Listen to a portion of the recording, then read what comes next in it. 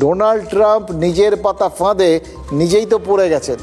তিনি আগ বাড়িয়ে বলেছিলেন যে খামেনেইকে তারা প্রাণ ভিক্ষা দিচ্ছেন। ইরানের সুপ্রিম লিডার অর্থাৎ সর্বোচ্চ নেতা কোথায় আছেন, কেমন আছেন, কিভাবে আছেন সব জানেন, কিন্তু এখনই তারা খামেনেইকে মারছেন না, কারণ তারা খামেনেইকে ভালোয় ভালোয় আত্মসমর্পণ করার চান্স দিচ্ছে, আর ইরানকে চান্স দিচ্ছেন ওই পরমাণু পরীক্ষা নিরীক্ষার রাস্তা থেকে সরে আসার। এই তো ছোট্ট একটা জিনিস চেয়েছেন, তাহলেই হবে।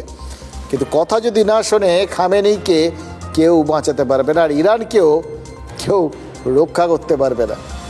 দেখুন, এই কথা বলে ট্রাম্প নিজেই তো নিজেকে পরীক্ষার মুখে ঠেলে দিয়েছেন, কারণ তিনি তার মতো বলেছেন, খামেনেই পাত্তা দেননি। ইরানের সর্বোচ্চ ধর্মীয় নেতা বলে দিয়েছেন যে আমেরিকা তার কেশাগ্র ছুঁতে পারবে না, আর ইরান যুদ্ধের রাস্তা থেকে সরবে না।